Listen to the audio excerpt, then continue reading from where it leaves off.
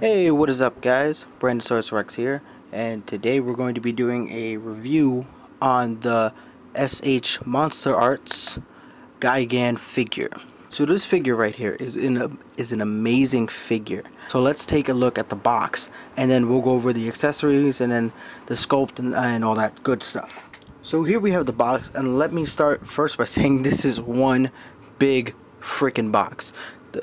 Just to give you a good size comparison between the box and the figure that comes inside of it, here's the Gigan comparing to the box. So this is how big the Gigan is comparing to the box, and the box is huge. Let's pull Gigan out and take a look.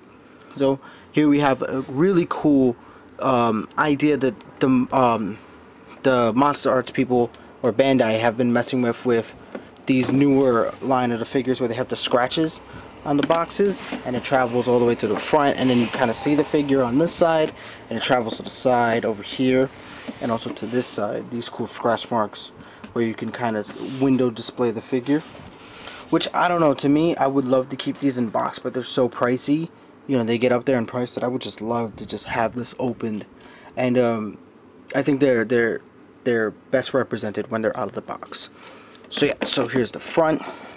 Got SH Monster Arts Gigan 2004, the warning label, the golden stamp, that's 2014, 60 Years of Godzilla, Gigan, who the monster is, and you got just some advertisement stuff for the figure, Tamashii Nations, Bandai, some legal stuff that's on this side, some copyright. Then on this side, whoop, you get a good look, and let me change the focus for you guys, of the Gigan. So here you have a good look at the Gigan straight up, and here we have the back of the box.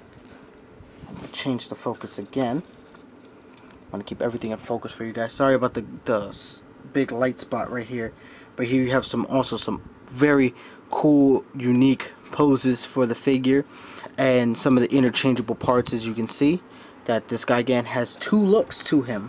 One being the claws with the regular blue neck, and then you have what I call the Cyber Gigan, who has the saw blade arms. So he has saw blades on his arms, and then he has a repaired neck, a new kind of feelers on the side, and one long horn on the top that has been changed. And then it says SH Monster Arts 2014. 2014. I'm assuming that says Gigan in the back. 2004. A nice picture, and it has some little words in Japanese that I can't read. And then on this side is a bit of nothing. So here we have the accessories that come with the figure, and it comes with one extra neck to the Gigan figure. So what you do is you basically remove the neck off of the figure, and then you replace it with this one. And you replace the horn from the top of the head, and then these two talons from the side, and then you take off the hands and you put in these saw blades. I will show that a little bit later on in the review on how to do it and the right way to do it, because there is a right and a wrong way to do the changing of the necks.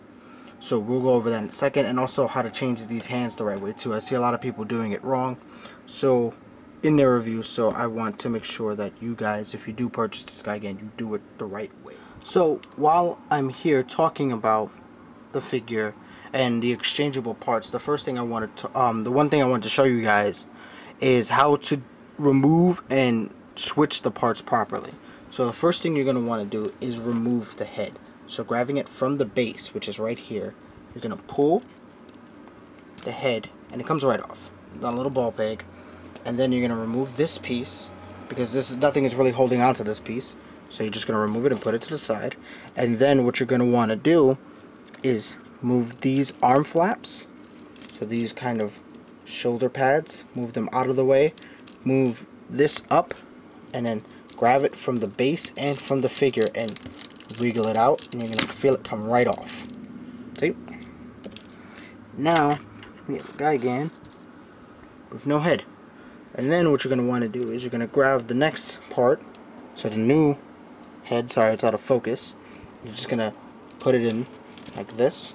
So this hole is going to match up with the peg, and you're just going to slide it in and then pop it in. So, there you go. So the next part will be switching the head pieces off. So the first thing you're gonna want to do is take off these little talons on the side and the horn on the top. Boop. Now you have the plain head. So now you're gonna want to take the extra long horn and you're gonna want to put it on the top, just like that. Trying to keep this all in focus for you guys. So there we go. So it should look like that. And then you're gonna grab the two longer side talons or feelers, whatever you want to call them, and you're going to push them into place. There we go. And it should look like that. And then what you're going to want to do is just pop this onto your Gigan figure. So let's focus on the Gigan. And then pop this bad boy in. So this part is the easier part. It snaps right back in. So there we go. So now the head is on perfectly. So you can see that. And then you get a different set of range of articulation. With this neck you get a little bit more, but this one looks slightly better to me with the paint wash. And now I'm going to show you guys how to do the arms or the hand. Okay, so to pull off the arms, what you're going to want to do is grab it from the base of the arm, so from here, and then you're going to want to twist until the arm pops off. And you're going to want to be gentle but firm at the same time. So see, there you go, and it popped off. And you're going to do the same on the other side. So you're going to want to grab it and then twist, and then there you go. So the one thing you're going to want to make sure you do, get this back in focus, is with this you're going to want to make sure the peg is in focus. I mean, well, yeah, one that is, I meant to say that it's straight, not in focus. I wanted to make sure that it was in focus as well. But make sure that it's straight up, it's not to the sides or nothing like that. So when you plug it into the hand, you're not damaging your peg. So let's focus on Gigan. And then again, the same trick. You're going to grab it, and you're going to want to push in. Here we go, firmly on there. And then we're going to grab it from the other side, from the base, and from, check the peg, and slide it on in there. There we go. So there we go. Okay, so here we have the Gigan all completed with his new accessories, or other accessories. And you can, I'm just moving all the other stuff out of the way, so you can see him now in all of his glory and how cool he looks. This horn makes him slightly taller. The other horn is a little bit shorter. So now let's take a good look at the paint apps and the sculpting of this figure, because I think that's where this figure shines the most. So I wanted to take a second and just look at the great paint apps that are on this figure. Just look at the level of detail that's in every little nook and cranny of this figure. Just alone, just look right here in the thighs. If you see that, how great that looks. And the paint wash that's on the metal. You know, all the metal has a darker wash that's over it.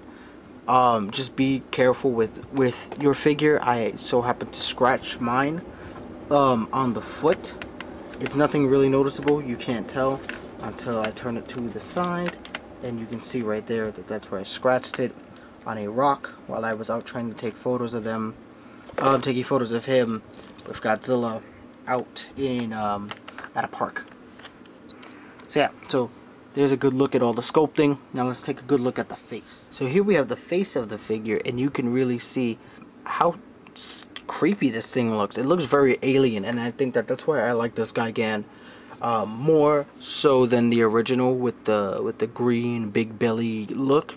You know, this one looks alien. This one looks creepy. This one looks like it can be controlled by someone else, which that's his whole thing, is that he's in the movie he's being controlled by the aliens, the Exaliens, I think it is, in Final Wars, because that's where this Gigan is based off of.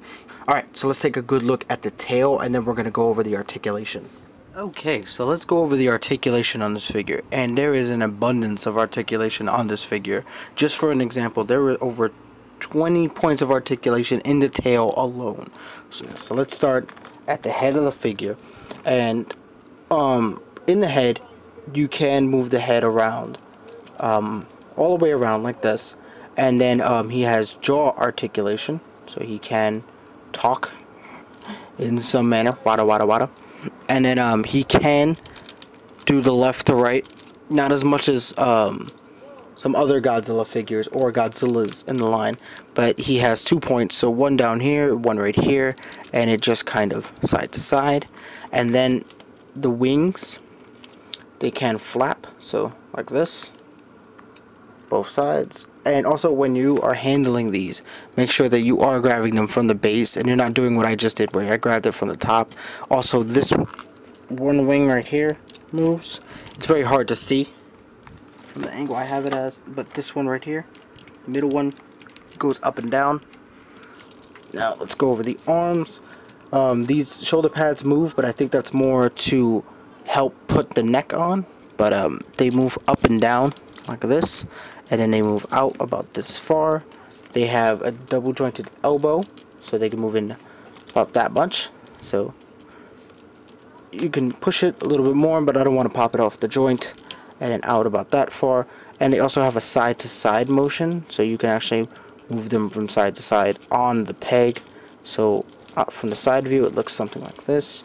So you see how you can kind of move from the top of the forearm because it's on the peg, and also from the wrist it can rotate 360, as also it is on a peg that can dance around in there. And then at the ab crunch, it's not really that great. It can move farther back than it can forward. And also something that they did that I like is that you can move the buzzsaw out to create more of a crunch forward or a crunch back, depending on how you want the figure, because he is also a flying character. And then if you want to put it back in, you just push it back in like so. It is kind of a pain, but you'll figure it out. Then the leg moves out. Well, one of them is more stiff than the other one. This one's really stiff on mine, so I'm going to switch to the side. This kind of swivels around to make space, so if you want to kick out about that far, forward, it rotates 360, and it kicks out about this far. Double jointed knees, so you can get the leg fully straight, and then bend it about that far. And also the knee pad moves, so if you want to fill in any gaps that are created by rotating it. And then he has one point right here that does not rotate, but it does. It is supposed to act as a balancing thing. So so when you have the figure, when you're balancing the figure, you can use this to your benefit. It does kind of pivot a little bit better on this one, if you can see that. And then he has ankle rockers, which is great, as you can see.